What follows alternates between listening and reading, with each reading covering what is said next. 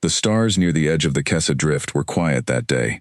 No storms, no debris fields, nothing that should have worried anyone. The UES Fortitude moved slowly through the dark, its long gray hull cutting through empty space, like a needle through cloth. It was a patrol ship, not built for war. Its job was simple: watch the border, log strange readings, and report back to Earth if anything new appeared. The Fortitude had been out here for almost 4 months, drifting along the far edge of explored space, past the last human colony, past the last supply station, out where the stars grew thin and the dark grew heavy. It was lonely work, but someone had to do it. Humanity had been expanding slowly for the last 80 years, sending ships further and further from Earth, always hoping, always wondering, if somewhere out there, another living thing might be waiting to say hello. Most of the crew had grown used to the quiet. They had their routines. In the mornings, the engineering team ran diagnostics on the aging engines. In the afternoons, the science officers studied strange dust clouds and dead planets, cataloging anything unusual for the researchers back home. In the evenings, off-duty crew gathered in the small mess hall to play cards, share stories, and complain about the food, which never seemed to taste quite right, no matter how the cooks tried to fix it. Captain Hale liked to walk the halls of his ship in the late hours, when most of the crew had gone to sleep. He liked to check on the engine room, say a quiet word to the night shift, and remind himself why he had chosen this life. He had grown up on a farm in what used to be called Kansas, long before he ever dreamed of touching the stars. His grandfather used to tell him stories about the first rockets that left Earth, machines built by dreamers who were not afraid of the unknown. Hale had wanted to be part of that dream ever since he was a boy, and now, 40 years later, he commanded one of humanity's finest ships, sailing through places no human eye had ever seen. That morning had started like any other. Lieutenant Commander Chen had brought him his coffee, black, no sugar, the way he always drank it, and reported that all systems were running normally. Ensign Diaz had been practicing his Kethrai. No, not yet, not at that point. Back then, the crew of the Fortitude did not even know the name Kethrai existed. Diaz had been practicing songs on his old guitar, one of the few personal items he had brought aboard, filling the quiet decks with music that reminded everyone of home. It was just after the midday shift change when the sensors first picked up something strange. A tiny flicker, barely a whisper of movement thousands of kilometers away. The science officer on duty, a sharp young woman named Lieutenant Priya Nair, had almost dismissed it as sensor noise, the kind of glitch that happens sometimes this far from any charted star system. But something about the pattern bothered her, and she flagged it for a second look. "Captain, I think you should see this," she had said, calling Hale to the science station. On her screen, a series of small dots moved in perfect formation, too perfect to be natural, too organized to be debris or asteroids. "These aren't rocks, sir, these are ships, a lot of them." Hale remembered the feeling that had washed over him in that moment, a mixture of excitement and fear that he had never experienced before, not even during his years training for deep space emergencies. Every human who had ever looked up at the night sky had wondered if someone else was looking back. Now, it seemed, they finally had their answer. He had ordered the ship to slow its approach, cautious but curious, hoping beyond hope that whatever they had found would be friendly, or at least willing to talk. He remembered gathering his senior officers in the briefing room, laying out the protocols that Earth Command had prepared decades ago for exactly this kind of moment. Peaceful greeting, open communication, no weapons raised unless fired upon first. Humanity wanted friends among the stars, not enemies. Captain Marcus Hale stood on the bridge with his hands behind his back. He was 51 years old, with gray hair cut short, and a face that had seen too many long nights in deep space. He had been a captain for almost 20 years, and in that time, he had never once fired his ship's weapons at another living thing. Humanity had been lucky. Since it reached the stars, it had found empty worlds, dead moons, and silence. No one else. Until now. "Captain," said Lieutenant Commander Sarah Chen, his second in command, "we're picking up something on long-range sensors. Big. Really big." Hale walked over to her station. The screen showed a cluster of shapes moving through the dark, far larger than anything human engineers had ever built. "How big?" he asked. "Bigger than our whole fleet put together," Chen said quietly. "I count 40 ships. Maybe more." Some of them are the size of small moons. The bridge went silent. Every officer turned to look at the screen, and for a moment, no one said a word.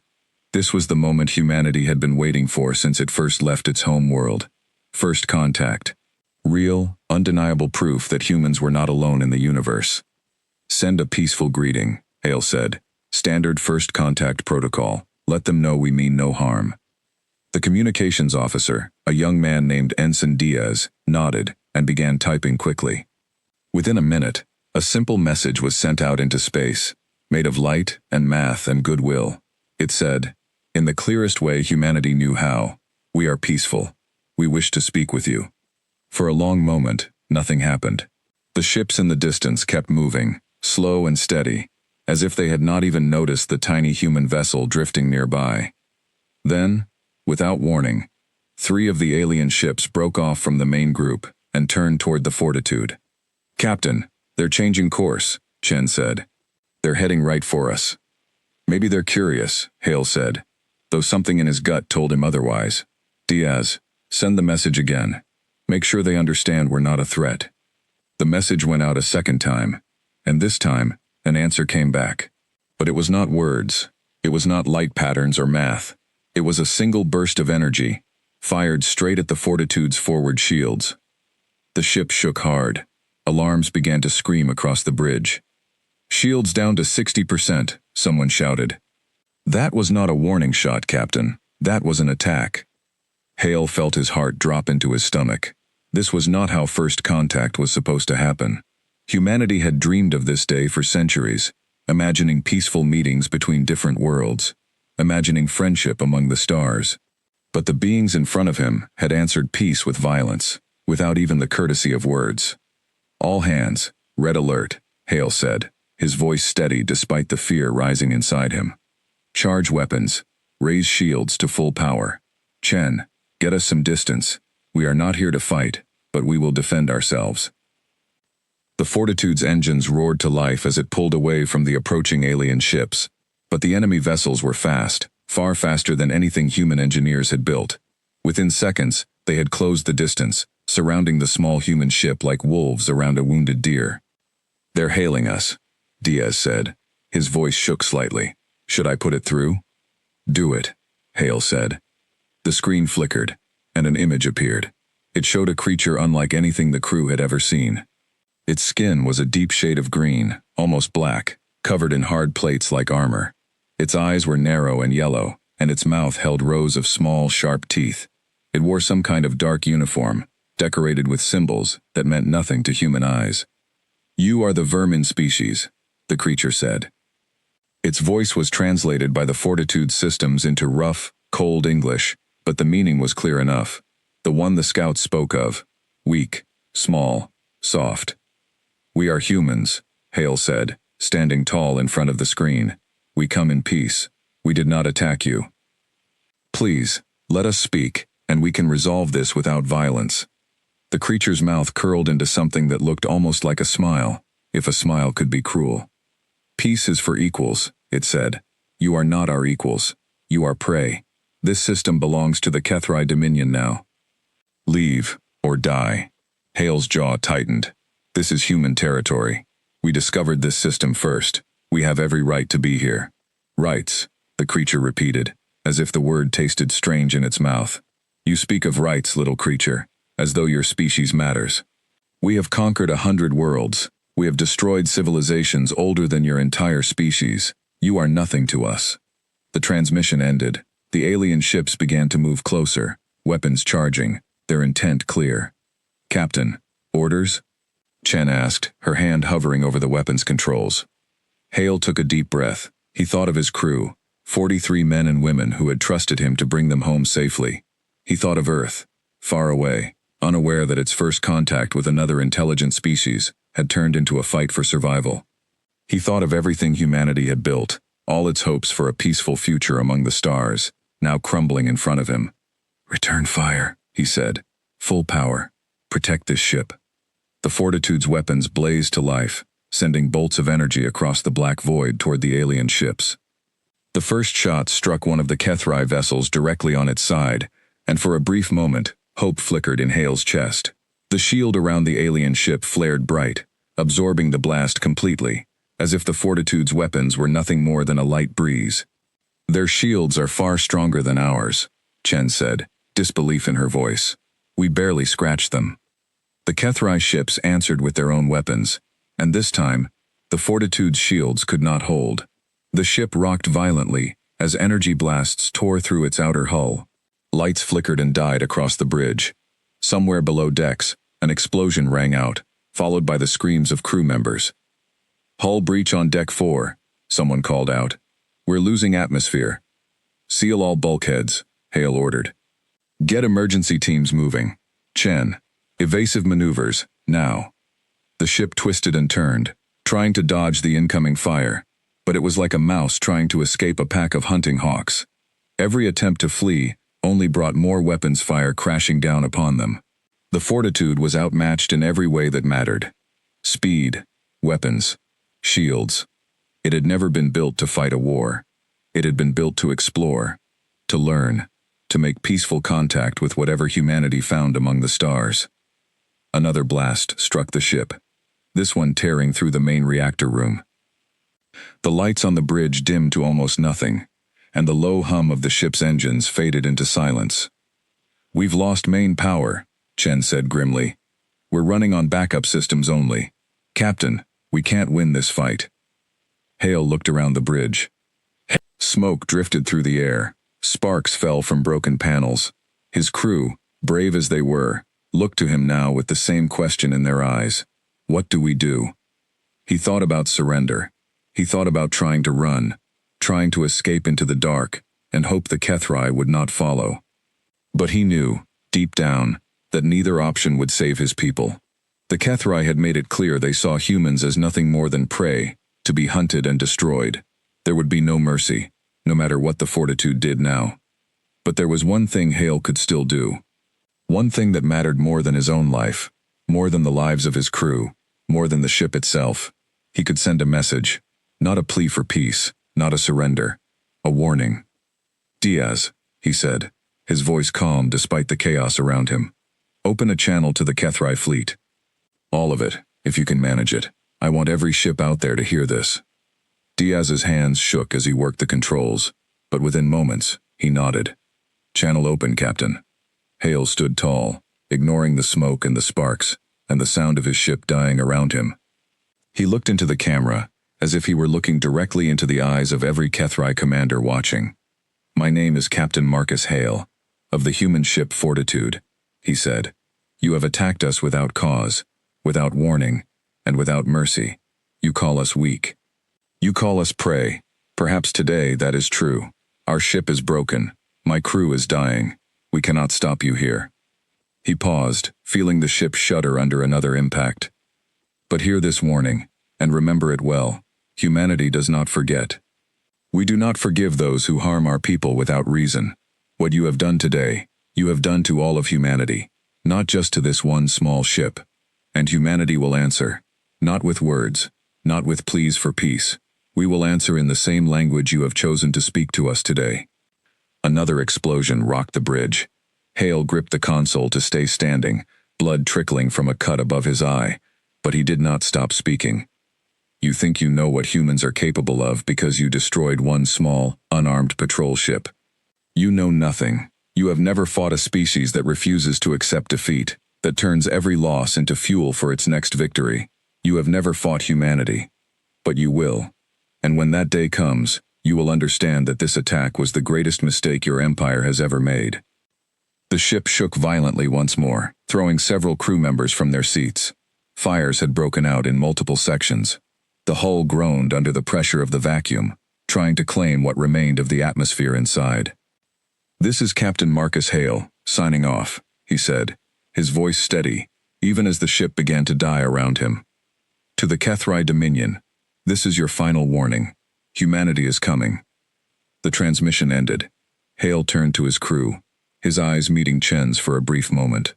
There was no fear in her eyes, only determination and a strange kind of pride. "Captain, the reactor is about to go critical," she said. "We could overload it. Take some of them with us." Hale nodded slowly. It was the only option left. Do it, he said. Everyone who can. Get to escape pods.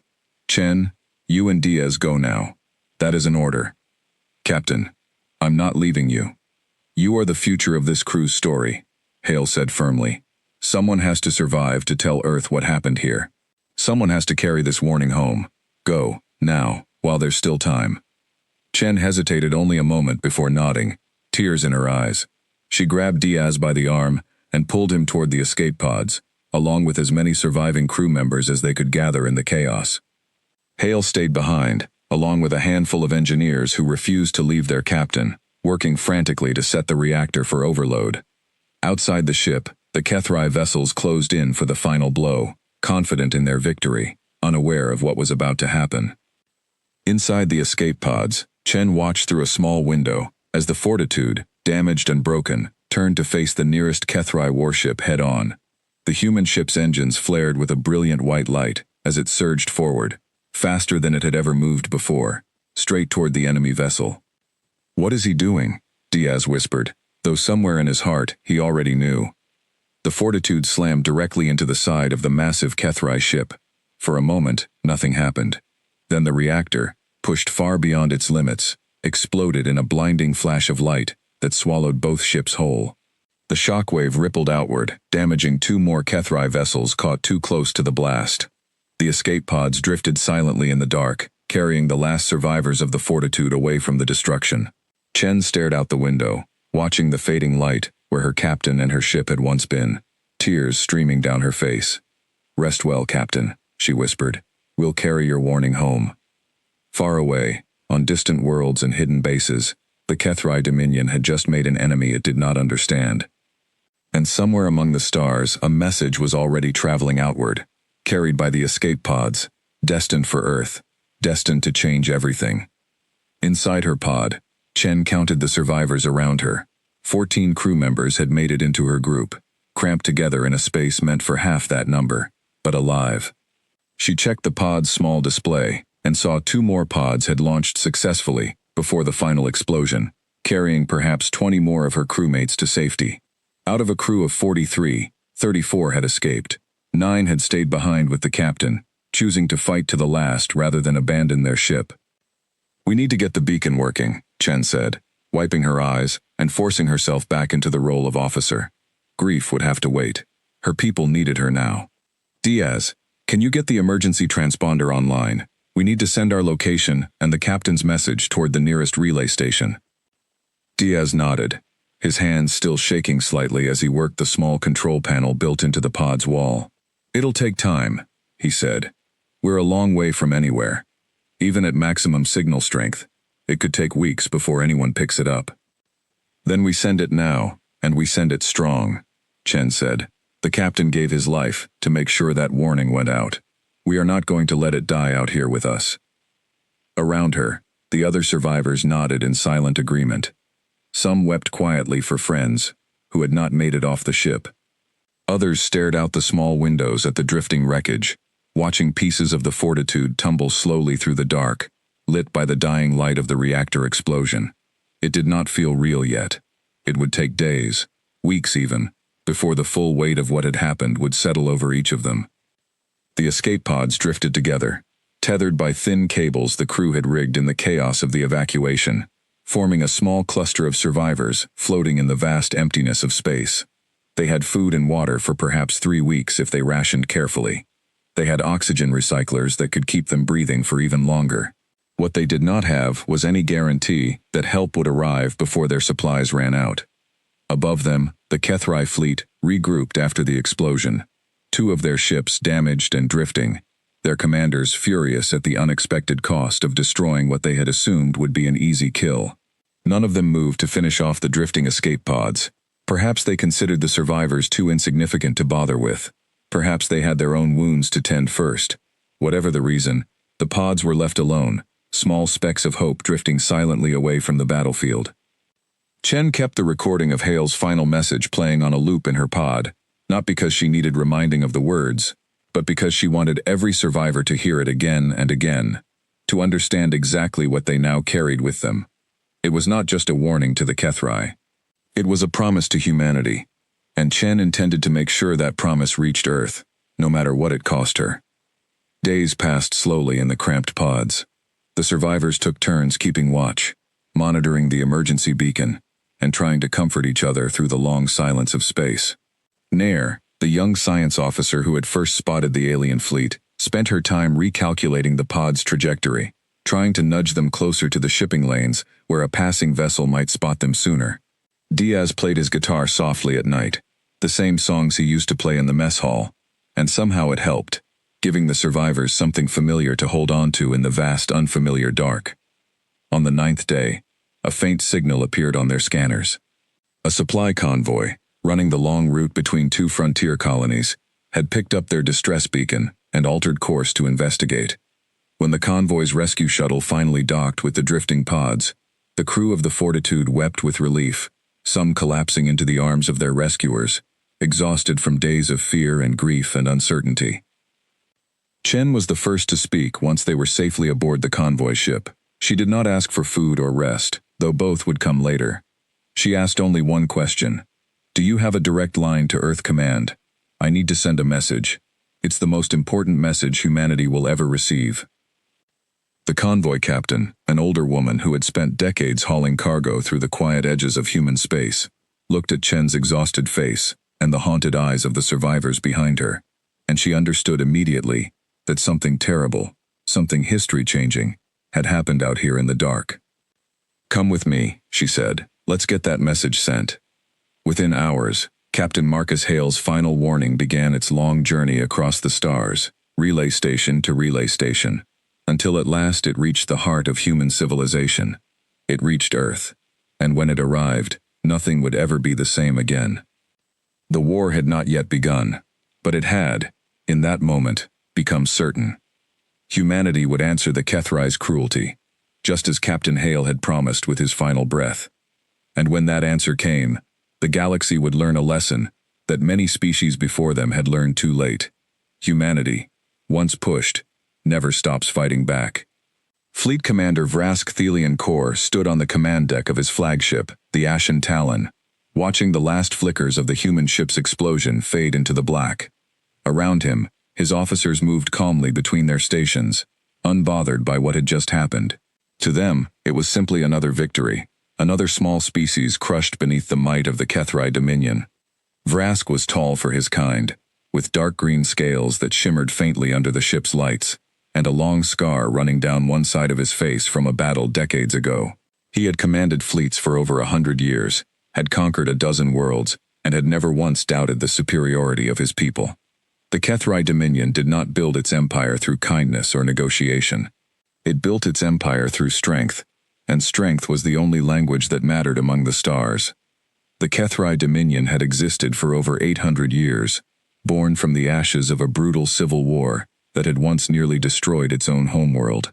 Out of that chaos rose a new philosophy, one that valued strength above all else, discipline above compassion, and conquest above coexistence. The Kethrai believed that the universe rewarded the strong and erased the weak, and they had built their entire civilization around that single, unshakable belief. Over the centuries, the Dominion had expanded outward from its home system, first conquering the nearby worlds within its own star cluster, then pushing further into the galaxy as its technology advanced. Species after species had fallen before the might of the Kethrai fleets. Some had fought back and been crushed, others had surrendered quickly, hoping for mercy that rarely came in any meaningful form. A handful had been wiped out entirely, their worlds left as empty monuments to Kethrai dominance, warnings to any other species that might consider resistance. Vrask Thelian Kor had risen through the ranks of the Dominion's military during a particularly aggressive era of expansion, earning his position through a mixture of tactical brilliance and ruthless efficiency. He had commanded the destruction of 3 separate alien civilizations over the course of his career, each conquest adding to his reputation as one of the most feared and respected commanders in the entire Dominion fleet. To him, the discovery of humanity was simply the next chapter in an old, familiar story, one that always ended the same way. "Report," he said, his voice deep and rough, carrying easily across the bridge. His tactical officer, a smaller Kethrai named Sira, approached with a datapad in hand.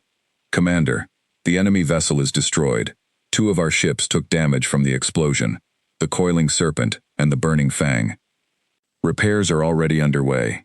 Casualties among our crews are minimal. And the vermin ship's escape pods?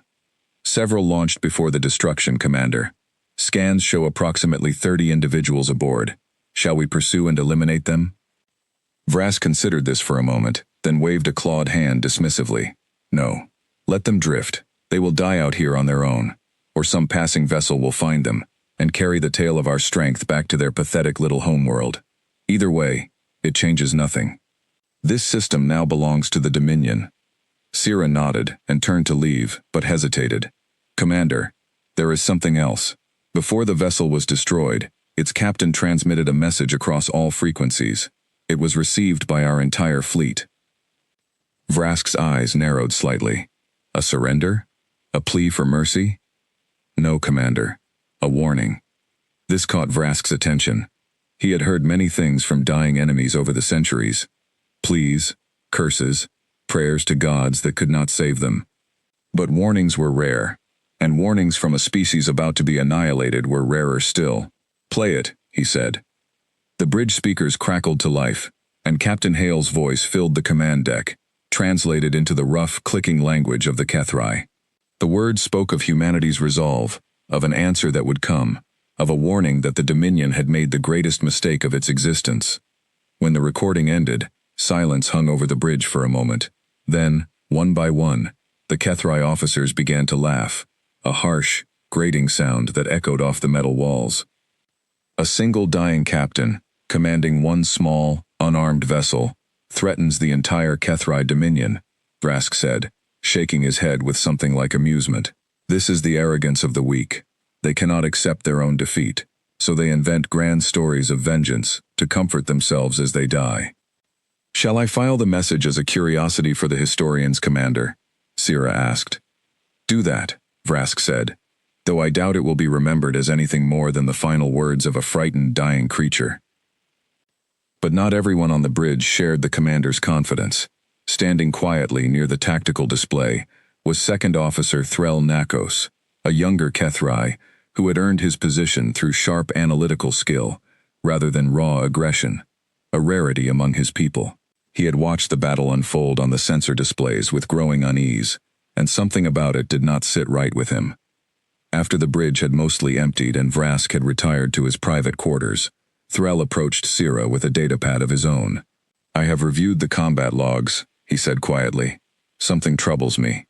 Sira raised a scaled eyebrow. What troubles you? We won. The vermin ship is destroyed. Yes, but look at how it was destroyed, Threl said, pulling up the footage on a nearby screen. The human vessel was outmatched in every measurable way. Weaker weapons, weaker shields, fewer numbers. By every calculation, it should have been destroyed within the first exchange of fire, with no losses on our side. And it was destroyed, Sira said, though a note of uncertainty had crept into her voice. But not before it damaged 2 of our ships, not before it managed to maneuver in ways our tactical models did not predict. And in the end, its captain chose to ram his dying vessel directly into the Burning Fang, overloading his reactor for maximum damage. That is not the action of a frightened, chaotic creature.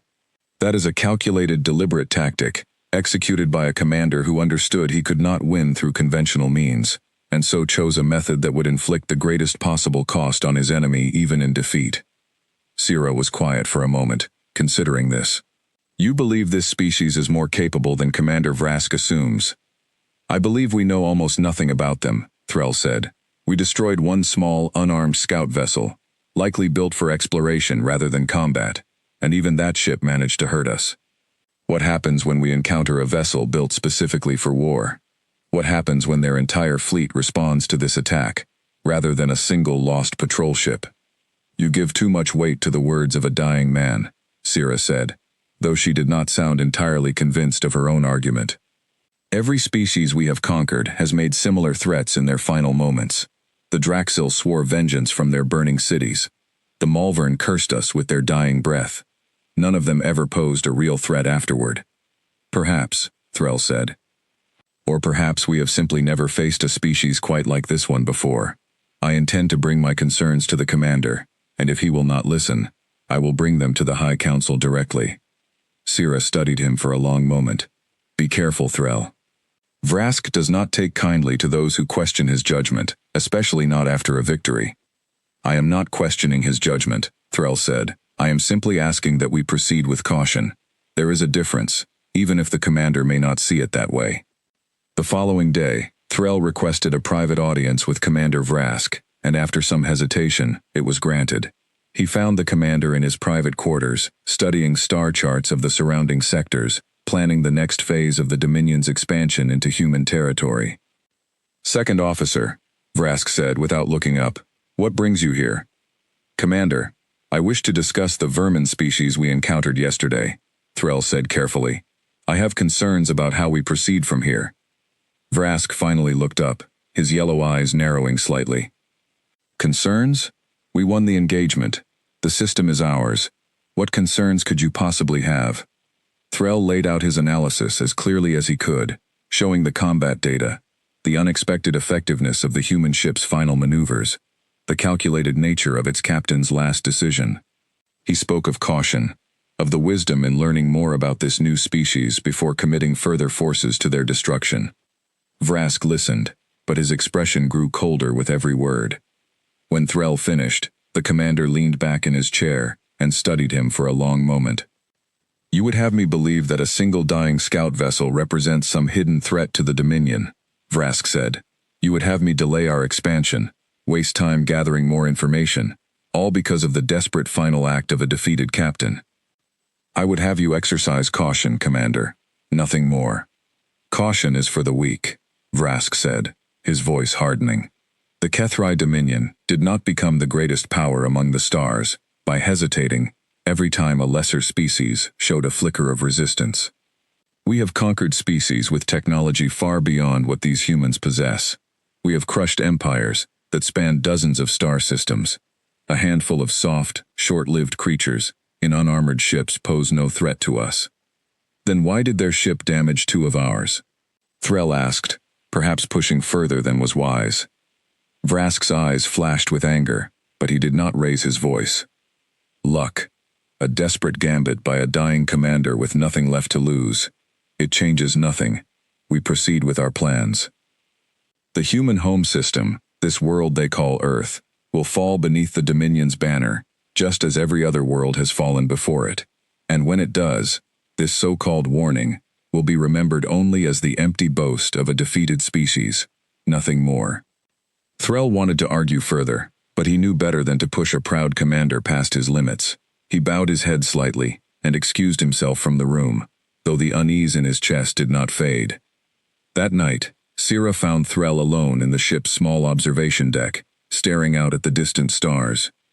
She had spent the day reviewing his combat data herself, unable to shake the same nagging doubt he had described. I looked at the numbers again, she said, standing beside him. You are right about one thing, at least. The human captain's final maneuver was not random. The angle of approach, the timing of the reactor overload, even the choice of target, all of it suggests careful planning under extreme pressure. That is not the behavior of a panicked creature. That is the behavior of a trained officer, making the best of an impossible situation. Then you believe me, Threll said. I believe the data, Sira said carefully. Whether that translates into a genuine threat to the Dominion, I cannot say. But I no longer think it is wise to dismiss this species so easily. Threll turned to look at her. Then help me. Bring your own analysis to the commander. Perhaps two voices will carry more weight than one. Sira hesitated. Vrask has already made his decision.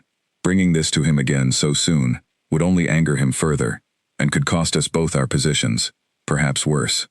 But I can continue gathering data quietly, alongside you. If evidence continues to mount, perhaps we can present it together, at a moment when he is more willing to listen. It was not the answer Threll had hoped for, but it was something. Over the following weeks, the two officers worked together in secret, poring over every scrap of information the Dominion possessed about humanity, searching for patterns, searching for anything that might help them understand the true nature of the species they were about to invade. Over the following weeks, the Kethri fleet expanded its presence in the sector, sending scouts deeper into human territory, mapping out colonies and supply routes, gathering intelligence for what Vrask now saw as an inevitable and easy conquest. Reports came back describing human settlements as primitive by Kethrai standards, cities built of simple materials, defenses that seemed almost laughably weak compared to what the Dominion had encountered on other worlds. Vrask took this as further confirmation of his beliefs. He called a meeting of his senior officers, laying out his plans for a full invasion of human space, confident that within a single Kethrai year, the humans would be nothing more than another conquered species, paying tribute to the Dominion. Threll attended the meeting in silence, watching his commander's confidence grow with every passing report, and yet, something continued to gnaw at him. He requested access to every scrap of data the Dominion had gathered on humanity, studying it late into the night cycles when others slept, searching for something, anything, that might explain the strange effectiveness of that single dying scout ship. He found something unexpected buried in an old intelligence report, gathered decades earlier by a Kethrai scout vessel that had briefly observed human space from a great distance before withdrawing unnoticed. The report noted that humanity, unlike most species the Dominion had encountered, had a long and violent history of conflict among themselves before ever reaching the stars. Wars fought over land, resources, ideas, and pride, stretching back thousands of years, shaping a species that adapted quickly, fought fiercely, and rarely, if ever, gave up even when facing overwhelming odds. It was a small detail, easily overlooked, but it troubled Threll deeply. Every species the Dominion had conquered before now had been relatively peaceful among themselves, more focused on growth and cooperation than conflict, which made them easy prey for a militaristic empire like the Kethrai. Humanity, it seemed, was different. Humanity had spent its entire history learning how to fight, how to survive, how to turn defeat into determination. He brought this information to Vrask once more, hoping it might finally give the commander pause. But Vrask only waved the report aside. A violent history proves only that they are savages, second officer, not that they are dangerous to us. Savagery without discipline is nothing more than chaos, and chaos always falls before order. Our fleet is disciplined. Our fleet is strong.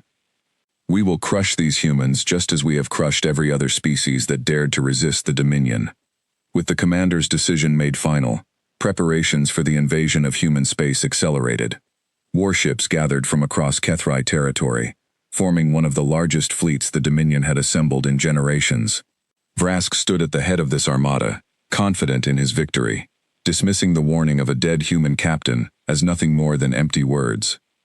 But far behind the fleet, in the quiet solitude of his own quarters, Second Officer Threll Nakos continued to study the data, continued to feel the weight of unease settling deeper into his chest.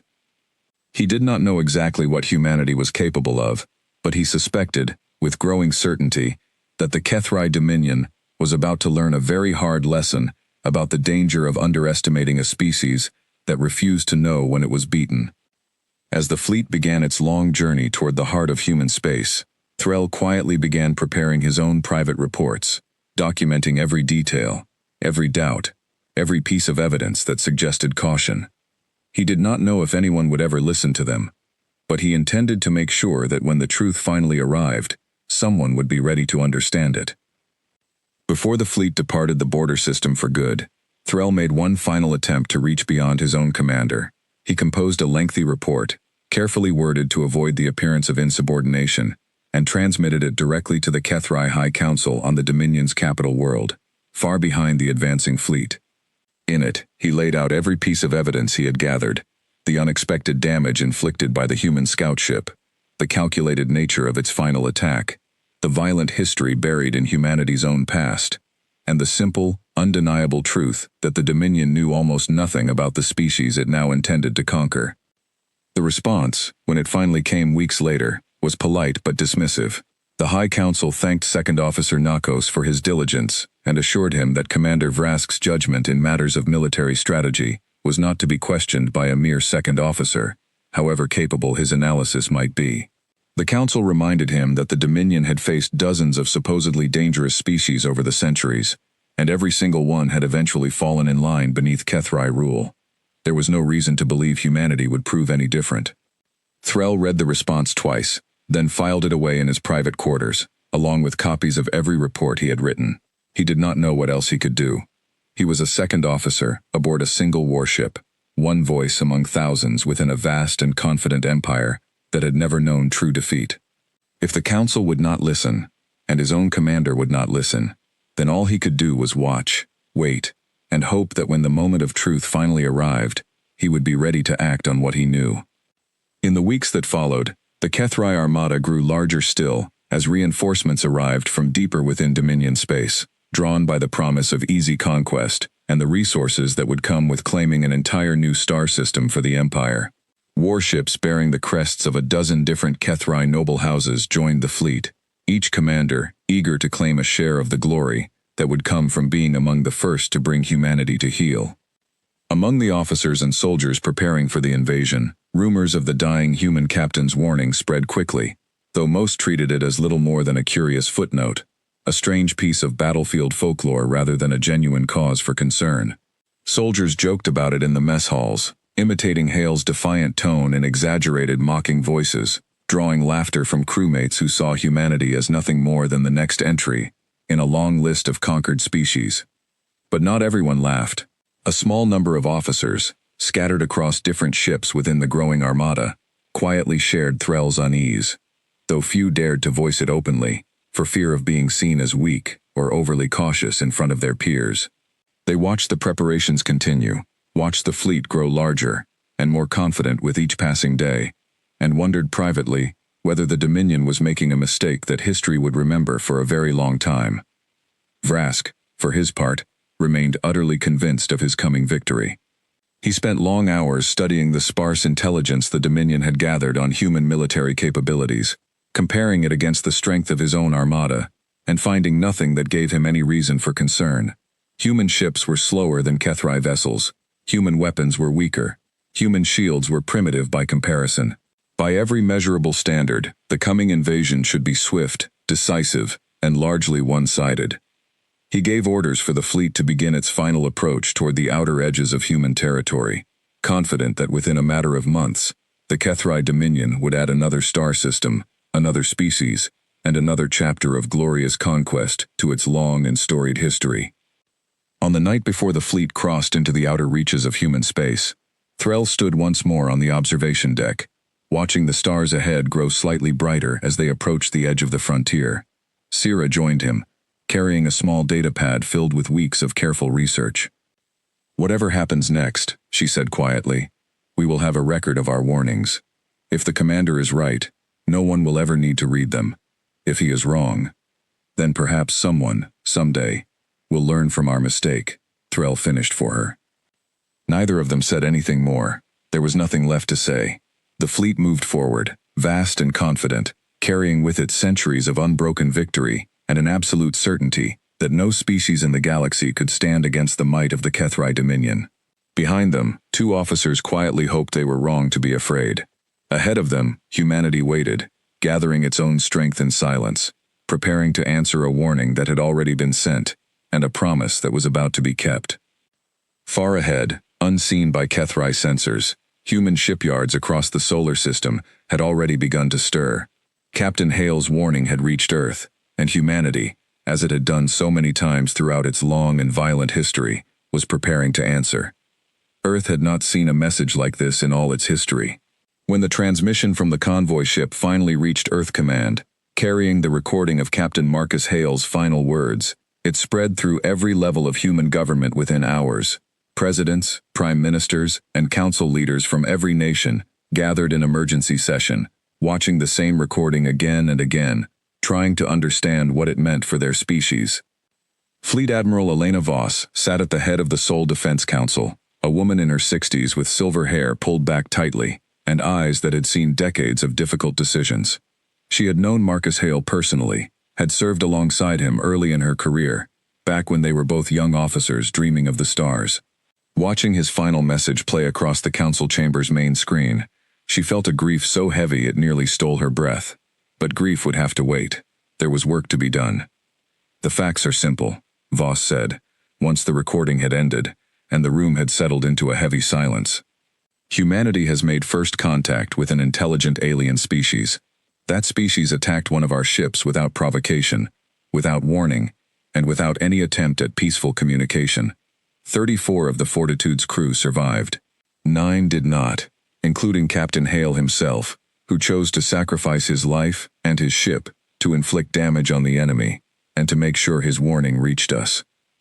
An unprovoked attack, said one of the council members, a representative from the European Union, his voice tight with barely controlled anger. After decades of dreaming about first contact, of hoping for peaceful cooperation among the stars, and this is how we are greeted. We do not yet know why they attacked, Voss said.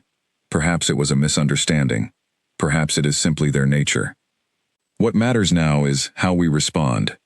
We should attempt diplomacy, said another council member, a soft-spoken man, representing the Pan-Asian Coalition. Perhaps this was an isolated incident, a rogue commander, acting without authority. We should not assume war is the only path forward. Voss shook her head slowly. I understand the desire for peace. I share it. But Captain Hale's message was clear. These beings, whoever they are, see humanity as weak, as prey to be conquered rather than a species to be respected. We cannot approach this situation from a position of weakness. If we show them nothing but open hands and hope for peace, and they respond with more violence, we will have failed the memory of every soul lost aboard the Fortitude. The room fell silent again, each council member weighing the terrible responsibility now resting on their shoulders. Humanity had spent centuries preparing for the possibility that it was not alone in the universe, building fleets, developing technology, training soldiers, all in the quiet hope that such preparations would never truly be needed. Now, it seemed, that hope had run out. Outside the council chamber, news of the attack had already begun to spread across every corner of Earth and its colonies. In cities from Tokyo to Sao Paulo, from London to Lagos, people gathered around screens in homes, offices, and public squares, watching the same grainy recording of Captain Hale's final message play over and over. For most of human history, the question of whether humanity was alone in the universe had remained a distant, philosophical curiosity, something to wonder about on quiet nights, but rarely something that touched daily life in any real way. Now, in the space of a single broadcast, that question had been answered, and the answer had come with a terrible cost.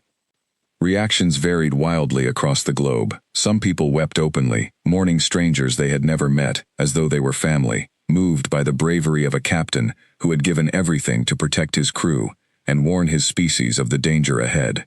Others responded with anger, demanding immediate and overwhelming retaliation against the aliens who had dared to attack humanity without cause. Still others felt a deep and unsettling fear, wondering what kind of universe humanity had truly stepped into, and whether the peaceful future so many had once imagined among the stars was now forever out of reach. Religious leaders across many faiths offered prayers for the souls lost aboard the Fortitude. Philosophers and scientists debated on every major news network what the discovery of a hostile alien species meant for humanity's understanding of its place in the cosmos. Children in schools asked their teachers difficult questions that no one quite knew how to answer. For the first time in generations, humanity felt truly, collectively vulnerable.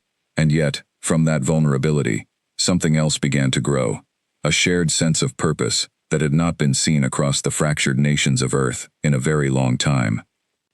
"What are our options, Admiral?" asked the Council's presiding chairperson, a tired-looking woman who had held her position through 3 previous crises, though none as significant as this one. Voss stood and activated a large holographic display showing the current strength of humanity's combined military forces. Officially, the Sol Defense Fleet consists of 212 active warships spread across our colonies and border stations. That number, by itself, may not be enough to face a species capable of fielding fleets the size Captain Hale described in his final transmission. Officially, the chairperson repeated, catching the emphasis in Voss's tone. "What do you mean by that, Admiral?" Voss allowed herself a small, grim smile. For the past 15 years, under classified authorization from this very council, the Sol Defense Fleet has maintained a secondary construction program known as Project Ember. It was designed with exactly this scenario in mind, the possibility that first contact might not go peacefully, and that humanity might need to defend itself against a hostile alien force far more advanced than anything we had previously encountered. Murmurs spread through the chamber. Several council members exchanged surprised glances, clearly unaware that such a program had existed, hidden away from public knowledge for over a decade. Project Ember has produced an additional 180 warships, Voss continued, built using experimental technology, developed in secret research facilities across Earth, Mars, and the outer colonies. These ships incorporate weapons systems, shielding technology, and propulsion methods significantly more advanced than our standard fleet. They have never been tested in real combat, but our simulations suggest they could prove far more effective against an unknown enemy than our conventional forces alone. You kept an entire secondary fleet hidden from public knowledge, said the European representative, disbelief evident in his voice. For 15 years. We hoped we would never need to reveal it, Voss said simply. But we prepared for the possibility that we might. That day, it seems, has finally arrived. The council debated for hours, weighing the moral and political implications of full military mobilization against an enemy they barely understood. Some argued for caution, for attempts at renewed diplomatic contact before committing to open conflict. Others argued that the time for caution had already passed the moment the Kethrai fired on an unarmed human vessel without warning. In the end, the vote was nearly unanimous. Humanity would answer Captain Hale's warning, exactly as he had promised with his final breath. Within days of the Council's decision, activity across the solar system accelerated at a pace not seen since the earliest days of humanity's expansion into space. Shipyards orbiting Earth, Mars, and the moons of Jupiter began working around the clock, completing the remaining vessels of Project Ember, and preparing existing fleet ships for what many now understood to be humanity's first true interstellar war. Project Ember had begun 15 years earlier as a quiet, almost paranoid response to a simple question raised by a small group of scientists and military strategists. What would humanity do if it encountered a hostile alien species long before it was ready? At the time, many within the government had dismissed the idea as excessive caution, a waste of resources spent preparing for a threat that might never materialize. But a small group of dedicated engineers and officers, led by a brilliant but reclusive scientist named Dr. Amara Osei, had pushed the program forward anyway, believing that humanity's survival might one day depend on being prepared for the unknown. Dr. Osei's team had worked in secret research facilities scattered across the solar system, developing technologies that pushed the boundaries of known physics. New shield generators capable of absorbing far greater amounts of energy than standard fleet models. Experimental weapons that fired concentrated bursts of plasma, capable of punching through armor, once thought impossible to breach. Engines that allowed ships to maneuver with a speed and precision that even the ship's own pilots found difficult to fully master. Every piece of technology had been tested extensively in simulations and controlled environments, but none of it had ever been used in real combat, and even Dr. Osei herself could not say with certainty how it would perform against a true alien adversary.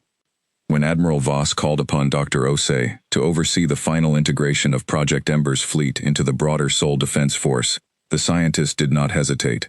"We built this for exactly this moment," she told Voss during their first meeting after the Council's decision. "I only wish we did not have to prove it under such terrible circumstances." "So do I," Voss replied. "But I am grateful, more than I can say, that you and your team refused to let this program die when others wanted to cut its funding. Because of your work, humanity has a fighting chance that we would not have had otherwise." Together, Voss and Osei worked to bring the two fleets into alignment, training crews who had spent years operating conventional warships to work alongside the newer, more advanced vessels of Project Ember. It was not always easy. Some officers from the traditional fleet resented the secrecy that had surrounded the program, feeling betrayed that such significant resources had been hidden from them for so long. Others were simply skeptical that untested technology, however impressive on paper, would perform as promised when real lives were on the line. Slowly, through countless joint training exercises and simulated battles, the two forces began to find common ground. Officers who had once viewed each other with suspicion began to develop mutual respect, recognizing that both traditional experience and new technology would be needed if humanity hoped to stand against an enemy as powerful as the Kethrai Dominion appeared to be. Admiral Voss took personal command of the combined fleet, designating it the First Defense Armada, and began the difficult task of integrating the secret Project Ember vessels with the existing Sol defense fleet. The two forces had trained separately for years, using different tactics and technology, and merging them into a single coordinated fighting force would require careful planning and no small amount of trust between crews who had never before served together. Among the officers called to help lead this effort was Lieutenant Commander Sarah Chen, promoted swiftly to full commander in recognition of her survival and her role in bringing Hale's warning safely back to Earth. She stood before Admiral Voss in a private briefing room aboard the flagship, the UES Valiant, still carrying the weight of grief from losing her captain and so many of her crewmates. "Commander Chen," Voss said, studying the younger officer carefully, "I have read the full report of what happened aboard the Fortitude. Your actions in evacuating survivors and preserving Captain Hale's final message showed exceptional courage under impossible circumstances." "Thank you, Admiral," Chen said quietly, "though I would trade every commendation to have brought Captain Hale home safely instead." "I understand," Voss said, her voice softening slightly. "I served with Marcus Hale many years ago. He was a good man, and an even better officer. His sacrifice will not be forgotten, and neither will his warning. That is why I am assigning you to serve as my tactical liaison for the 1st Defense Armada. You are the only officer in this fleet who has faced the Kethrai in combat and survived. Your insight will be invaluable as we prepare for what comes next." Chen straightened, pushing aside her grief long enough to focus on the task ahead. "I'll do everything I can, Admiral. I owe Captain Hale that much, at least." Over the following weeks, Chen worked closely with fleet intelligence officers, providing every detail she could remember about the Kethrai vessels, their weapons, their shields, their tactics, and the strange, cold arrogance of the alien commander who had dismissed humanity as nothing more than prey. Engineers used her first-hand accounts to refine simulations, testing new tactics against a projected Kethrai fleet, searching for weaknesses that might give humanity an edge in the coming conflict. During this period, Commander Chen found herself constantly in demand, called from one briefing room to another, repeating the same painful memories again and again, for engineers, tacticians, and fleet commanders, eager to understand every possible detail of Kethrai combat behavior. It was exhausting work, both mentally and emotionally, forcing her to relive the final hours aboard the Fortitude over and over. But she never once refused a request for information. She owed that much to Captain Hale, and to the crewmates who had not survived. She grew particularly close with Dr. Osei during this time, spending long hours in the scientist's research lab aboard the orbital shipyard above Mars, helping to refine simulations of Kethrai's shield strength and weapons output based on her first-hand observations. "Their shields absorbed our first 3 strikes, almost effortlessly," Chen explained during one such session, watching as Osei adjusted the parameters of a combat simulation on a large holographic display. But the Fortitude's weapons were decades old, barely more than mining lasers repurposed for defense. "If Project Ember's plasma weapons can generate even half the output your projections suggest, we might actually be able to punch through their shields instead of just scratching them. That is exactly what we are hoping for," Osei said, making careful notes. "Though hope alone will not win this war. We need every piece of information you can give us, Commander. Every detail matters." Meanwhile, across Earth and its colonies, the public reaction to the news of first contact and the attack on the Fortitude was one of shock, grief, and a slowly building resolve.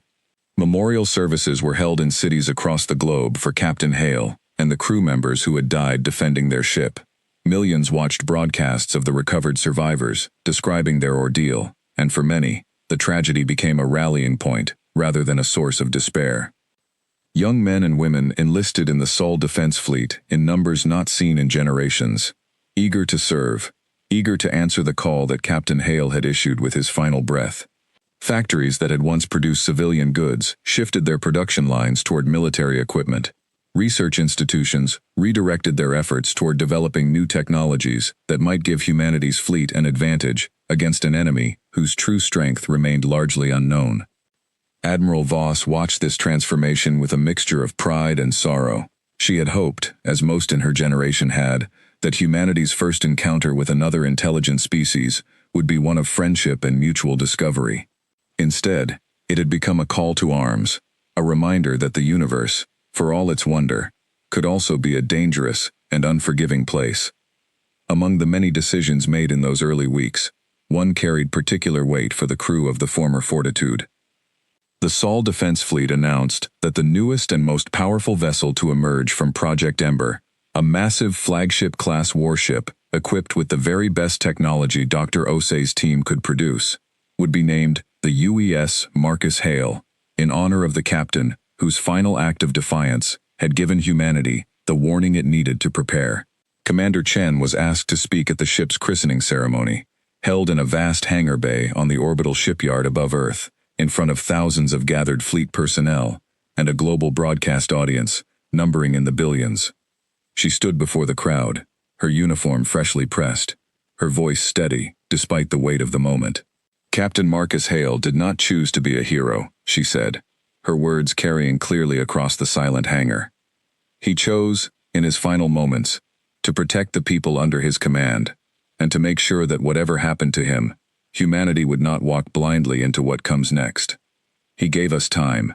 He gave us warning. And because of that gift, thousands of engineers, scientists, and officers have spent every day since working to make sure his sacrifice was not made in vain. This ship carries his name, but more than that, it carries his spirit, his courage, and his refusal to give up, even in the face of impossible odds. I can think of no better tribute to the man I was proud to call my captain. The ceremony ended with a moment of silence for all who had died aboard the Fortitude, followed by a rousing display of the newly christened vessel powering up its engines for the first time, a symbol of humanity's determination rising from tragedy. Across the solar system, in homes and schools and workplaces, people watched the broadcast and felt, for the first time since the attack, a genuine sense of hope beginning to take root alongside their grief. Enlistment offices across Earth and its colonies reported record numbers of new recruits in the weeks following the ceremony. Young men and women who had never before considered military service found themselves drawn to the growing fleet, inspired by stories of Captain Hale's sacrifice, and eager to be part of humanity's answer to the threat gathering at the edge of known space. Veteran officers, some retired for years, returned to active duty, offering their experience to help train the flood of new recruits pouring into training academies on Earth, Mars, and the outer colonies. Even those who could not serve directly in the fleet found ways to contribute. Civilian engineers volunteered their skills to help accelerate ship construction. Farmers and manufacturers across the colonies increased production to support the growing military logistics network. Ordinary citizens organized fundraisers and support programs for the families of those who had served aboard the Fortitude, and for the families of new recruits now preparing to face an uncertain future among the stars. 3 months after the Fortitude's destruction, the First Defense Armada stood ready. 392 warships, combining the conventional strength of the Sol Defense Fleet with the experimental technology of Project Ember, gathered in formation near the orbit of Neptune, the furthest edge of humanity's home system. It was the largest military force humanity had ever assembled, built not for conquest, but for the defense of everything humanity had built since it first looked up at the stars and dreamed of reaching them.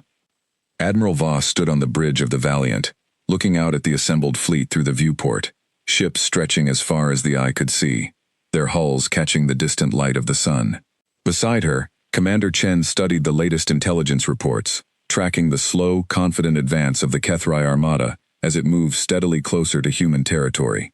"They don't know what's waiting for them," Chen said quietly. "No," Voss agreed. "They believe they are facing a weak, disorganized species that will crumble before their strength, just as so many others have before us.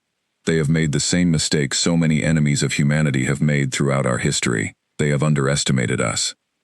"Captain Hale would be proud of what we've built here," Chen said, her voice thick with emotion. Voss placed a hand gently on the younger officer's shoulder. "He would be proud of you, Commander." His warning did not fall on deaf ears. Humanity heard him, and humanity is answering. Outside the viewport, the assembled fleet began to move, engines igniting in unison, forming a vast, disciplined formation that stretched across the dark of space like a wall of steel and fire.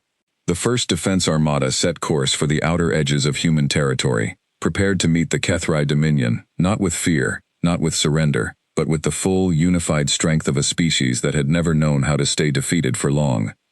Somewhere far ahead, unaware of the storm gathering to meet them, Fleet Commander Vrask Thelian Kor continued his confident advance, still believing that humanity was nothing more than an easy conquest waiting to be claimed. He was about to discover, in the most costly way possible, exactly how wrong he truly was. The final warning had been sent. Now, humanity was prepared to make good on its promise. The Kethrai Armada crossed into the outer edges of human-charted space, 6 months after the destruction of the Fortitude, moving slowly and confidently through systems that had once been quiet, uncontested corners of humanity's frontier. Fleet Commander Vrask Thelian Kor watched the star charts update on his bridge display, marking the slow but steady advance of his forces toward the heart of human territory, and felt nothing but satisfaction at how smoothly the campaign had proceeded so far. The journey from the border of Kethrai space to the edge of human territory had taken far longer than Vrask originally anticipated, stretched across months of slow, methodical travel through the vast emptiness between star systems. The fleet moved in careful formation, scout vessels ranging ahead to map unfamiliar terrain, supply ships trailing behind to keep the massive armada fed and fueled, and warships of every size forming a protective shell around the fleet's most valuable assets. It was a familiar rhythm for Vrask, one he had performed many times before during previous campaigns of conquest, and the familiarity brought him comfort even as they ventured into territory no Kethrai commander had ever explored. Scout ships sent ahead of the main fleet reported minimal resistance.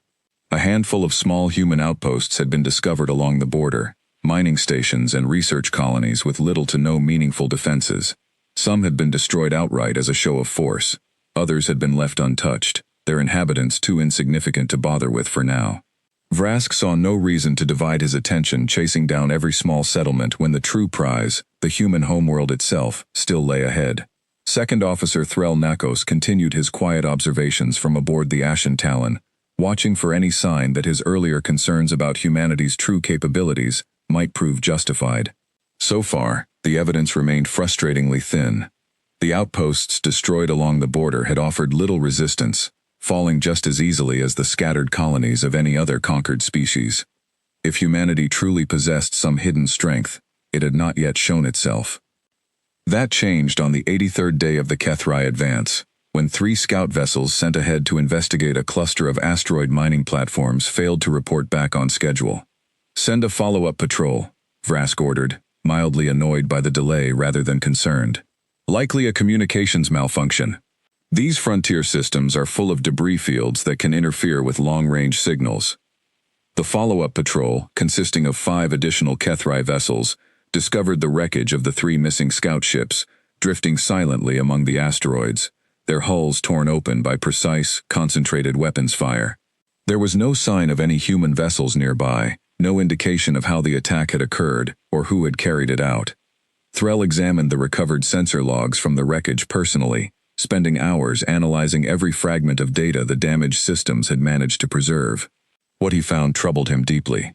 The attacking vessels, whatever they were, had used a combination of stealth technology and precision strikes that bore little resemblance to the crude, overmatched tactics displayed by the single scout ship destroyed months earlier at the border. This was something new, something far more capable. He brought his findings to Vrask once again, though this time, he chose his words even more carefully than before. "Commander, the pattern of destruction suggests an ambush carried out by vessels equipped with advanced stealth capabilities, capable of evading our scout ship's sensors entirely until the moment of attack. This does not match the technology we observed during our first encounter with humanity." Vrask studied the data for a long moment, his confidence wavering only slightly. Perhaps this was a different faction. Humans are known to fight among themselves, are they not? Perhaps we have stumbled into some internal conflict that has nothing to do with our own campaign. Perhaps, Threl allowed, though he did not believe it. Or perhaps humanity has developed new technology since our first encounter, technology specifically designed to counter our own advantages. Vrask waved the suggestion aside, though with slightly less certainty than he had shown in previous conversations. "Increase patrol escorts. Proceed with caution near uncharted regions, but we will not delay our advance over the loss of a few scout vessels. The main fleet remains unchallenged, and that is what matters." Unknown to Vrask, the ambush had been carried out by a small squadron of Project Ember vessels, testing their new stealth and weapon systems in real combat conditions for the first time.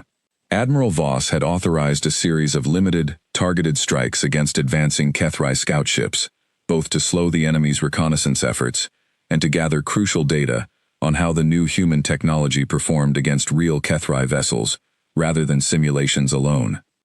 Commander Chen had personally overseen the planning of these early engagements, drawing on her first-hand knowledge of HFY sensor capabilities and combat tactics to help design ambush points that would maximize the element of surprise. The results, relayed back to Fleet Command aboard the Valiant, exceeded even the most optimistic projections. "Our stealth systems held up perfectly," reported Captain Reyes Mendoza, commander of the ambush squadron, during a debriefing with Admiral Voss and Commander Chen. "Their scout ships never detected us until our weapons were already locked on target, and once we fired, their shields could not withstand our plasma cannons. We destroyed all 3 targets with 0 losses on our side." "Excellent work, Captain," Voss said, though her expression remained carefully measured. "But do not mistake this success for the whole picture. Those were unshielded scout vessels, likely their weakest ships. The HFY's main battle fleet will be a very different challenge."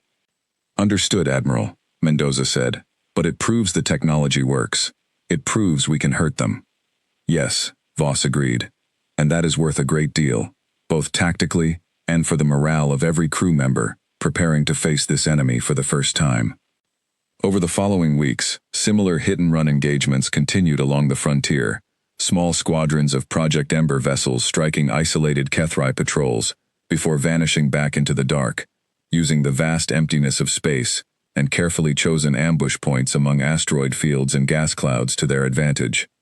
Each engagement provided valuable data, refining human tactics and revealing weaknesses in HFY sensor technology that could be exploited in the larger battles to come. One engagement in particular would later be remembered by historians on both sides as a turning point in the early phase of the conflict, though for very different reasons. A HFY patrol group of 12 warships, escorting a convoy of supply vessels through a dense asteroid field known to human charts as the Corvid Belt, found itself suddenly surrounded by a squadron of 8 Project Ember stealth cruisers under the command of Captain Mendoza. The HFY patrol never saw the attack coming. Human stealth technology, refined over months of careful field testing, rendered the cruisers nearly invisible to HFY sensors until the moment their weapon systems activated. In the span of only a few minutes, 6 HFY warships were destroyed outright, their shields overwhelmed by concentrated plasma fire delivered from multiple angles simultaneously. 2 more suffered critical damage and were forced to retreat, while the human squadron withdrew back into the asteroid field before HFY reinforcements could arrive, having lost only a single cruiser in the entire engagement. When news of the battle reached Vrask, he called an emergency session with his senior commanders, his composure fraying slightly for the first time since the campaign had begun. 12 warships reduced to wreckage in minutes, he said, staring at the tactical report with barely restrained fury. By a squadron less than half our size. "Commander, this confirms what I have suspected for some time," Threll said, standing before the assembled officers with a datapad in hand. "Humanity is not simply defending its territory with outdated, desperate tactics. They have developed genuinely advanced technology, likely in direct response to our first encounter with their scout vessel months ago. They anticipated this conflict and prepared for it." "Impossible," snapped another officer, a proud commander named Voth Carinus, who had lost 2 ships from his own division in the ambush. "No species advances their military technology so significantly in such a short span of time. This must be some trick, some technology they have hidden from us for far longer than we realize." "Perhaps," Threll allowed, "or perhaps humanity simply innovates faster under pressure than any species we have previously encountered. Either explanation should give us serious pause before we continue our advance without adjusting our own strategy." Vrask sat in silence for a long moment, the weight of mounting losses finally beginning to crack through his unshakable confidence, even if only slightly. "Increase escort strength for all patrols and supply convoys," he finally ordered. "Double our sensor range wherever possible, and begin drawing up contingency plans in case the main engagement proves more costly than originally anticipated." It was, Threll noted quietly to Sierra after the meeting concluded, the closest thing to an admission of concern he had ever heard from their commander. Small progress, perhaps, but progress nonetheless. Vrask grew increasingly frustrated as reports of lost patrols continued to accumulate, though he refused to see them as anything more than an irritating nuisance rather than a genuine threat to his campaign. He ordered larger, more heavily escorted patrols, hoping to deter further ambushes through sheer numbers. But even these larger groups occasionally fell victim to the elusive human strike squadrons. "They fight like ghosts," Sira remarked during one tense briefing aboard the Ashen Talon, reviewing the latest losses with a growing sense of unease. "Striking without warning, vanishing before we can properly respond. This is not the disorganized, desperate resistance we expected from a weaker species." "It is an irritation," Vrask insisted, though his tone had grown noticeably less confident than in previous months. "Nothing more. Our main fleet remains overwhelmingly powerful. Once we reach the core of human territory and force a decisive engagement, these hit-and-run tactics will mean nothing against our true strength." Threll, listening quietly from his usual position near the tactical displays, found himself both vindicated and deeply worried by the commander's continued dismissal of the growing evidence. He had hoped, in some small way, that mounting proof might finally convince Vrask to reconsider the campaign, perhaps even seek genuine diplomatic contact with humanity before the conflict escalated further. But pride, it seemed, would not allow the commander to admit that his initial judgment might have been mistaken. Aboard the Valiant, news of the Corvid Belt engagement was met with quiet celebration, mixed with sober caution. Admiral Voss gathered her senior staff to review the battle in detail, determined not to let a single victory breed the same kind of overconfidence that seemed to be driving the Kethri commander's earlier campaign. "Captain Mendoza's squadron performed exactly as we hoped," Voss said, studying the tactical replay on the main display. "But let us not forget that we ambushed an escort patrol, not their main battle fleet. The Kethri armada that destroyed the Fortitude numbered in the dozens of capital ships alone. Their full invasion force, according to our intelligence estimates, may number in the thousands when smaller vessels are included. We cannot rely on stealth ambushes alone to win this war." "Understood, Admiral," Chen said. "But it proves something important, doesn't it? It proves they can be hurt. It proves they bleed just like anyone else, no matter how confident they seem." "It does," Voss agreed. "And that confidence, Commander, may prove to be their greatest weakness. An enemy who believes he cannot lose rarely prepares properly for the possibility of losing. That is something we can use to our advantage, but only if we remain disciplined and do not fall into the same trap of overconfidence ourselves." Dr. Osei, present at the briefing to discuss further refinements to the Project Ember vessels based on combat data from the engagement, added her own assessment. "The stealth systems performed better than our simulations predicted, but we detected some power fluctuations during sustained combat that we will need to address before the fleets meet in full strength. I recommend we continue limited engagements for a while longer, gathering more data, before committing to a full confrontation." "We may not have that luxury," Voss said grimly, gesturing to updated intelligence reports showing the Kethri fleet's continued advance. "Their main armada is moving faster than we anticipated. At current speed, they will reach the outer colonies within 2 months. We need to be ready to meet them before then, whether our technology is fully refined or not." The room fell quiet as the weight of that timeline settled over everyone present. 2 months to prepare for what might be the most important battle in human history. It did not feel like nearly enough time, and yet, there was no alternative but to make it enough. As the Kethri fleet pushed deeper into contested territory, Admiral Voss made the decision to send one final transmission toward the advancing armada, a last attempt to avoid the full-scale war that now seemed almost inevitable. She recorded the message personally, standing on the bridge of the Valiant, addressing the Kethri fleet directly. "This is Fleet Admiral Elena Voss of the United Earth-Sol Defense Fleet," she began, her voice calm but firm. "Months ago, your forces attacked and destroyed one of our vessels without provocation, killing 9 members of its crew, including its captain, Marcus Hale. Since that day, your fleet has continued to advance into human territory, destroying our outposts and attacking our patrols." She paused, letting the weight of her next words settle before continuing. "Humanity did not seek this conflict. We came to the stars, hoping to find friendship, cooperation, and mutual understanding among whatever other species we might encounter. That hope was answered with violence. Even so, I offer you one final chance to avoid further bloodshed.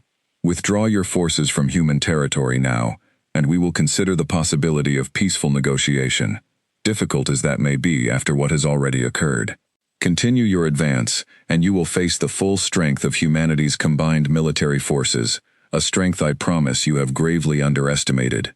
The transmission was sent across all known HFY communication frequencies, reaching the bridge of the Ashen Talon within hours.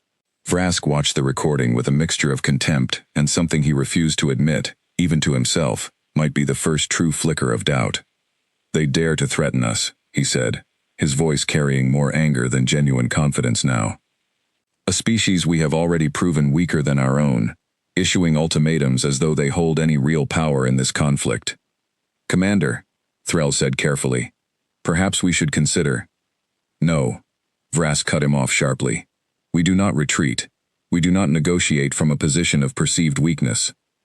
The Dominion has never withdrawn from a conquest once begun, and we will not begin that shameful precedent now, especially not because of empty threats from a species that has done nothing but harass our patrols with cowardly ambush tactics. Prepare the main fleet. We move to engage the core of human territory directly. Let them bring their full strength against us. It will not be enough. The order was given, and the massive HFY armada began its final approach toward the heart of human civilization. Thousands of warships moving in disciplined formation, confident in their overwhelming numerical and technological superiority, despite the mounting evidence that humanity was far more capable than initially believed. Aboard the Valiant, Admiral Voss received word of the HFY's refusal to withdraw with a heavy heart, though not with any real surprise. They have made their choice, she said quietly to Commander Chen, standing beside her on the bridge. Now we must make ours. We're ready, Admiral, Chen said, though the weight of what was coming settled heavily in her chest. She thought of Captain Hale, of the crewmates who had not survived the Fortitude's destruction, of the warning that had brought humanity to this moment. As ready as we will ever be. Voss nodded, turning to address the assembled bridge crew, and, through them, the entire First Defense Armada waiting in formation across the outer edge of human space. All ships, prepare for full deployment. The HFY Dominion has chosen war over peace. We will give them the answer Captain Hale promised, and we will make certain that every soul lost aboard the Fortitude did not die in vain. Across the vast formation of human warships, engines roared to life in perfect unison, a symphony of steel and fire, preparing to meet the greatest challenge humanity had ever faced. The First Defense Armada moved forward to intercept the advancing HFY fleet, setting course for a distant, uncharted system that would soon become the site of the largest battle in human history. Both fleets moved steadily closer together across the dark expanse of space, each carrying with it the full weight of its civilization's pride, history, and future. Vrask Thelian Kor believed he was leading his forces toward an easy, inevitable victory, the latest in a long line of HFY conquests, stretching back centuries. Admiral Elena Voss believed she was leading humanity into its most desperate and necessary fight for survival, a battle that would determine not only the fate of Captain Hale's warning, but the future of the entire human species among the stars. In the final days before the two fleets would finally meet, both sides made their last preparations in very different ways. Aboard the HFY flagship, Vrask ordered additional shield reinforcements installed on every capital ship, drawing on reserves of rare materials normally saved for the Dominion's most critical infrastructure projects. He also, for the first time since the campaign began, authorized Threll and Sira to compile a full tactical assessment of every known human engagement, distributing it to every ship commander in the fleet, rather than dismissing it as before. It was not an admission of fear, Vrask told himself, merely prudent preparation for a battle that had proven more costly than expected. Aboard the human fleet, Admiral Voss ordered a full stand-down of non-essential systems across every ship for a single day, giving exhausted crews a chance to rest before the coming storm. Chaplains and counselors moved through the ships, offering comfort to young recruits facing the prospect of their first true battle. Letters were written home, some perhaps for the last time, tucked away in personal quarters to be delivered to loved ones should the worst come to pass. Commander Chen spent that final quiet day visiting the crew of the newly commissioned UES Marcus Hale, sharing stories of the captain whose name the ship now carried, hoping to pass on some measure of his courage to the young officers who would soon carry his legacy into battle. On the bridge of the Valiant, Admiral Voss stood alone for a few private moments before the final approach began, looking out at the vast formation of ships under her command, remembering every briefing, every sacrifice, every sleepless night that had brought humanity to this point. She thought of Marcus Hale, a man she had known and respected, whose final act of defiance had given his species the time it needed to prepare for a war none of them had wanted, but all of them now had to face. "We're ready for you," she whispered to the darkness of space, as though the words might somehow reach across the void to the approaching Kethrai armada. "Whatever comes next, humanity will not go quietly into the dark." Both fleets moved steadily closer together across the dark expanse of space, each carrying with it the full weight of its civilization's pride, history, and future. Vrask Thalian Kor believed he was leading his forces toward an easy, inevitable victory, the latest in a long line of Kethrai conquests stretching back centuries. Admiral Elena Voss believed she was leading humanity into its most desperate and necessary fight for survival, a battle that would determine not only the fate of Captain Hale's warning, but the future of the entire human species among the stars. Neither commander could know for certain what awaited them in the coming battle.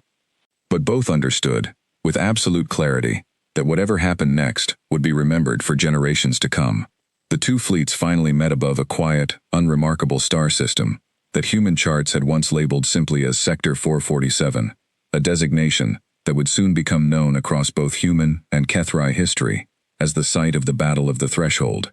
Thousands of ships stretched across the black expanse of space, human and Kethrai formations facing each other like two great walls of steel preparing to collide. Admiral Voss stood on the bridge of the Valiant, watching the enemy fleet spread out before her on the main view screen. It was even larger than intelligence reports had suggested, a vast, disciplined armada of Kethrai warships, stretching further than her sensors could easily measure. Beside her, Commander Chen studied the tactical display, her jaw set with grim determination. "That's a lot of ships," Chen said quietly.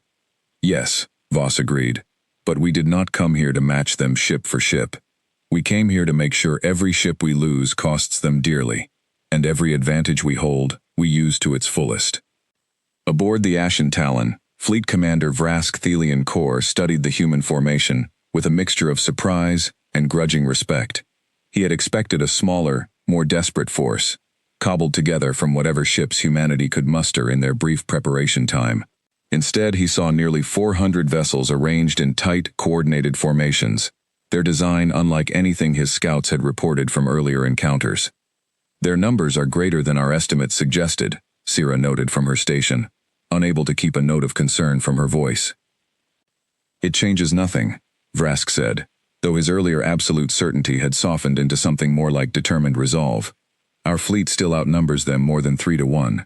Advance all forces, we will crush them here, and end this conflict before it can spread any further into our territory." Throughout the human fleet, crews stood at their stations in tense silence, watching the enemy's approach on their own displays. Many of these young men and women had enlisted only in the months following the destruction of the Fortitude. Driven by grief and a sense of duty, they had never expected to carry so soon in their lives. Now, facing the largest and most powerful enemy fleet humanity had ever encountered, they held their positions, remembering the training that had prepared them for this exact moment, remembering the name of the captain whose sacrifice had given them the time to be ready at all. Aboard the Marcus Hale, Captain Mendoza walked briefly among his crew, before the battle began in earnest, offering quiet words of encouragement to nervous young officers manning their stations for the first time in real combat. "Captain Hale gave us a warning and a promise," he told them. "Today, we keep that promise. Trust your training, trust each other, and remember that we did not come here seeking a fight. We came here to protect everything we love." The Kethrai armada surged forward, thousands of warships moving in disciplined waves, weapons charging as they closed the distance toward the waiting human fleet. Admiral Voss watched the enemy's approach calmly, waiting for the precise moment to spring the trap her strategists had spent months preparing. "Now," she said quietly, when the Kethrai formation had advanced deep enough into the system to be fully committed. Across the human fleet, hidden squadrons of Project Ember stealth cruisers, positioned earlier within nearby asteroid fields and the gravitational shadow of the system's outer planets, activated their weapons systems and struck the flanks of the advancing HFY formation with devastating precision. Dozens of HFY warships, caught completely by surprise, were destroyed within the opening minutes of the battle, their shields overwhelmed by concentrated plasma fire, delivered from angles their sensors had never detected. At the same time, the main body of the human fleet unleashed its own opening barrage, newly refined weapon systems tearing into the HFY formation's forward ranks, with far greater effectiveness than Vrask's commanders had anticipated. Shields that had withstood the weak, outdated weapons of the Fortitude months earlier now buckled and failed under the concentrated fire of Project Ember's advanced plasma cannons. "Commander, we are taking heavier losses than projected," Sierra reported, alarm evident in her voice, as tactical displays across the Ashen Talon's bridge lit up with damage reports from across the fleet. "Their weapons are far more powerful than our intelligence indicated." Vrask's confidence finally cracked in full as he watched dozens of his ships crumble before an enemy he had dismissed as weak and unworthy of true caution. "Concentrate fire on their capital ships," he ordered, his voice tight with the first genuine fear he had felt in decades of warfare. "Break their formation. Do not let them dictate the terms of this battle." The HFY fleet, vast and powerful despite its early losses, began to adapt, focusing overwhelming firepower on the largest human vessels in an attempt to break the coordinated defense apart. The battle raged for hours, ships on both sides trading devastating blows across the dark expanse of space, explosions blooming like brief, violent stars against the black backdrop of the void. On the Valiant's bridge, Admiral Voss moved calmly between stations, issuing orders with the steady confidence of a commander who had spent months preparing for exactly this moment, even as reports of damage and losses continued to stream in from across the fleet. "We've lost the Endeavour and the Kestrel," reported the ship's communications officer, grim casualty reports scrolling across her display. "The Resolute is badly damaged but still fighting. The Sentinel has been destroyed." Voss absorbed each loss with a controlled, practiced calm, though the weight of every name settled heavily on her heart. War, she had long ago learned, always demanded a terrible price, no matter how well prepared or how justified the cause. "Continue the engagement," she said. "Redirect support to the Resolute if possible. We knew this would not be without cost." Commander Chen watched the tactical display with fierce concentration, tracking the ebb and flow of the battle as human and HFY formations clashed across dozens of separate engagement zones spread throughout the system. Despite the losses, the pattern emerging from the chaos was becoming increasingly clear. Ship for ship, human vessels were inflicting disproportionate damage on their HFY counterparts, exactly as Project Ember's designers had promised. The HFY's greater numbers were being offset, slowly but steadily, by the superior technology and careful tactics of the human fleet. Elsewhere in the battle, smaller squadrons of human ships executed precise, coordinated strikes against isolated groups of HFY vessels that had become separated from the main formation in the chaos of the engagement, picking off stragglers with the same efficient, ruthless precision that had characterized the earlier ambushes along the frontier. HFY commanders, trained for centuries in the doctrine of overwhelming force and disciplined mass formations, found themselves increasingly confused and disoriented by human tactics that emphasized flexibility, deception, and precise, targeted strikes over simple brute strength. Aboard the UES Marcus Hale, the flagship named in honor of the fallen captain, young Captain Reyes Mendoza, recently promoted to command the vessel after his earlier successes leading stealth squadrons, guided his crew through the chaos of battle with a steady hand. The ship's advanced systems performed exactly as Dr. Osei's team had promised, shields holding firm against attacks that would have destroyed lesser vessels, weapons cutting through enemy ships with devastating precision. "Captain, we have an opening," reported the ship's tactical officer. Their flagship, the Ashen Talon, has drifted slightly out of formation while redirecting fire toward our left flank. Mendoza studied the display for a brief moment, recognizing the opportunity for what it was. Signal Admiral Voss. "Recommend concentrated strike on the HFY flagship. If we can break their command structure, the rest of their fleet may lose cohesion." Admiral Voss, monitoring the battle from the Valiant, approved the plan within moments. "All available squadrons, converge on the HFY flagship. Commander Chen, this is the moment we've been preparing for. Let's finish this. A coordinated strike force, including the Marcus Hale and a dozen supporting cruisers, broke away from the main battle line and surged toward the Ashen Talon, weapons blazing. Vrask, realizing the danger too late, ordered his escort ships to intercept. But the human strike force had chosen its moment well, exploiting a brief gap in the HFY formation that would not remain open for long. Commander, multiple enemy vessels closing on our position. Sira shouted, her composure finally beginning to fray under the pressure of the unfolding crisis. Our escorts cannot intercept them all in time. Vrask stared at the approaching human ships, and for the first time in his long, victorious career, he felt something he had rarely experienced. Genuine, undeniable fear. Evasive maneuvers, he ordered. All weapons, target the lead vessel. The Marcus Hale absorbed the incoming fire, its advanced shields flaring bright under the impact, but holding firm, while its own weapons found their mark against the Ashen Talon's defenses. Explosions rippled across the HFY flagship's hull as concentrated plasma fire tore through weakened shields and into the ship's outer armor.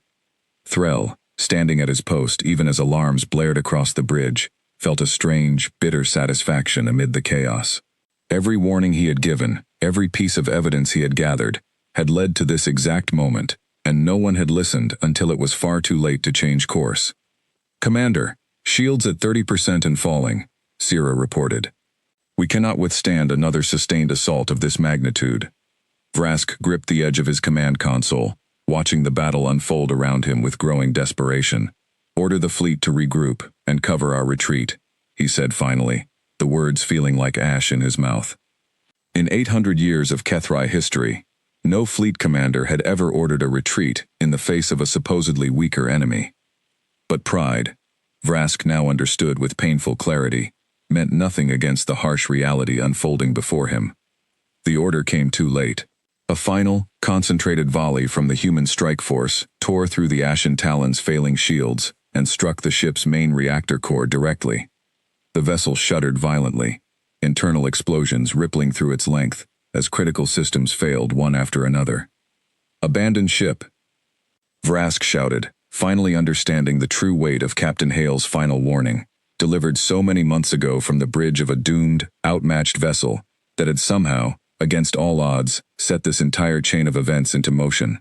All hands, abandon ship immediately. Threll helped guide surviving crew members toward the escape pods amid the chaos, the same desperate scramble for survival that Commander Chen and her crewmates had endured aboard the Fortitude so many months before. It was, he thought grimly, a fitting kind of justice, though he took no pleasure in the thought.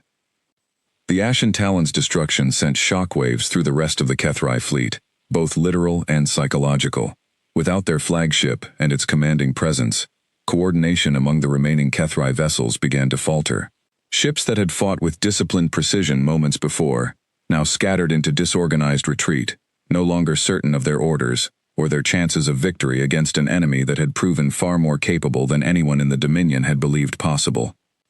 Admiral Voss watched the tide of battle shift decisively in humanity's favor, though she allowed herself no premature celebration. Continue pressing the advantage, she ordered, but do not let our forces become overextended. We want victory, not annihilation of an enemy in full retreat, if it can be avoided. Over the following hours, the remaining HFY forces withdrew from the battle in increasing disarray, harried by human squadrons but not pursued beyond the immediate battlefield. Admiral Voss had no interest in a war of complete extermination if it could be avoided. Humanity's goal had always been survival and the defense of its territory, not the destruction of an entire alien civilization out of vengeance alone. Threll Nakos survived the battle, rescued along with a portion of the Ashen Talon's crew by a retreating support vessel. In the chaotic aftermath, with Vrask's authority shattered by the loss of his flagship and the devastating defeat of his once invincible armada, command of the remaining HFY forces fell into disarray. It was Threll, with his careful analysis and his long history of caution regarding humanity's true capabilities, who found himself thrust into a position of unexpected influence among the surviving officers, many of whom now looked to him for guidance in a way they never had before the battle. We cannot continue this war, Threll said during an emergency meeting, of surviving HFY commanders, held aboard one of the few capital ships to escape the battle relatively intact. I warned Commander Vrask of this possibility months ago, and I take no satisfaction in being proven correct at such a terrible cost. Humanity is not the weak, easily conquered species we believe them to be. If we continue this campaign, we risk not only further devastating losses, but potentially provoking a level of retaliation that could threaten the Dominion's core territories. The surviving commanders, humbled by the scale of their defeat and the loss of so many ships and lives, listened to Threll's counsel far more readily than Vrask ever had. Within days, a formal request for ceasefire was transmitted toward the retreating HFY force's last known contact point with the human fleet, addressed directly to Admiral Voss. Voss received the request aboard the Valiant with a complicated mixture of relief and lingering grief for all that had already been lost. She convened with her senior staff, including Commander Chen, to discuss how to proceed. "They want to negotiate," Voss said, reading through the transmitted request carefully. "After everything, after Captain Hale, after every soul lost defending our territory, they finally want to talk." "Do we trust it?" Chen asked. "We proceed carefully," Voss said. "But yes, I believe we must at least hear what they have to say. Humanity did not seek this war, Commander. If there is a genuine path toward lasting peace, however difficult that peace may be to build, after everything that has happened, we owe it to everyone who fought and died to at least explore that possibility." Negotiations between human representatives and the surviving HFY leadership, now heavily influenced by Threll Nakos and others who had long urged caution regarding humanity's capabilities, stretched across several tense months. The HFY Dominion, humbled by its unprecedented defeat and unwilling to risk further losses against a species that had proven far more dangerous than any previous conquest, agreed to withdraw entirely from human territory and to recognize the boundaries of human space as sovereign and inviolable.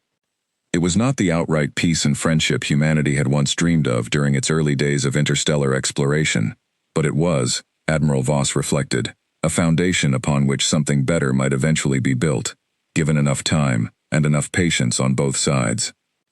The final terms of the agreement were signed aboard a neutral vessel positioned at the very edge of the system where the Battle of the Threshold had taken place. A quiet, symbolic choice meant to acknowledge the terrible cost paid by both sides in reaching this moment. Admiral Voss represented humanity at the signing, while Threll Nakos, now recognized as the senior surviving HFY officer with the authority to negotiate on behalf of the Dominion's remaining forces in the region, represented the HFY delegation. The two officers met briefly in private before the formal signing, an unusual gesture that neither side's protocols strictly required. "I want you to know," Threll said through the translation systems now installed aboard both fleets, "that I argued against this war from its very beginning. I do not say this seeking forgiveness for what my people have done.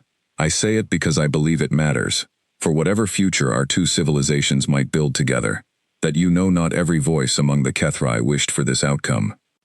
Voss studied the alien officer for a long moment, remembering Captain Hale, remembering every soul lost aboard the Fortitude and throughout the long, costly battle that had finally brought both sides to this quiet room. "I believe you," she said finally. "And I think that matters a great deal, Officer Nakos. Wars are rarely started by the wisest voices among any people.